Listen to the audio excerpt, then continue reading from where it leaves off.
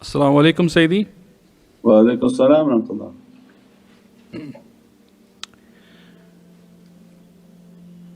Sayyidi, we have been practicing Muhasabah based on your teachings and have realized that many of our deep desires have turned into the greatest tests in our lives. What is the underlying reality behind this? No idea. We don't know what your muhasabah was. So what I know what the underlying issue is. Your muhasabah and accounting has to be true. So every night you sit down and say, who did I bother today? Not who bothered you, they don't care about that. That's not muhasabah, that's sitting with shaitan and plotting and planning.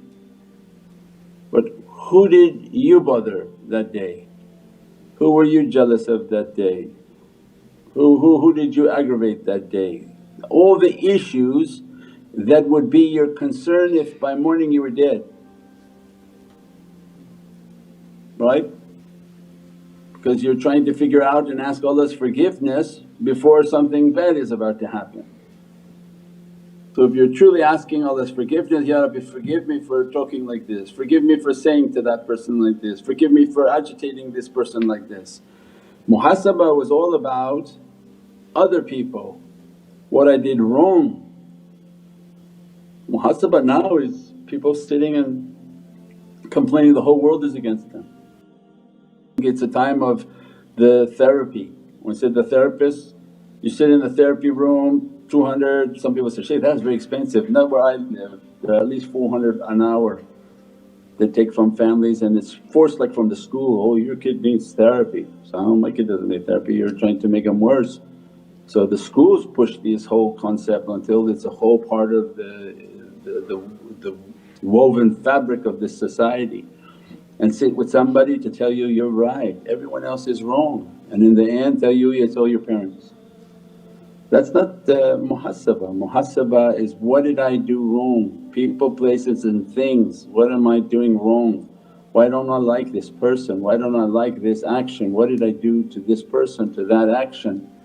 So that's the muhasabah, is to find the fault in myself, find where my sickness and disease is.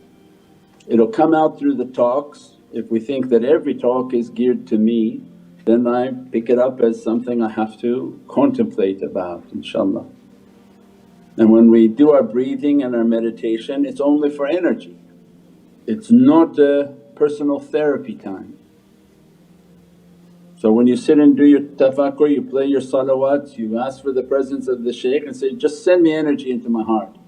It's not therapy time where you sit and then everybody's wrong, everybody's rude to me, I'm a special person, they don't see me as special person.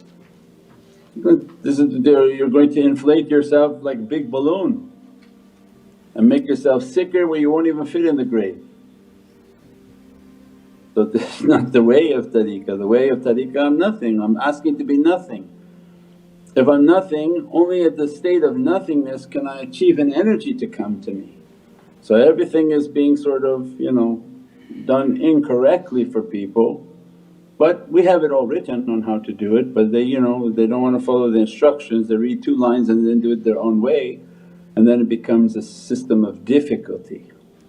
So unless we deflate ourselves, I'm nothing, I'm nothing, I'm nothing, only then I can receive energy. Because as soon as you sit there and falsely start talking and make it like a therapy session, no longer the shaykh is on the other side and shaitan begins to sit there.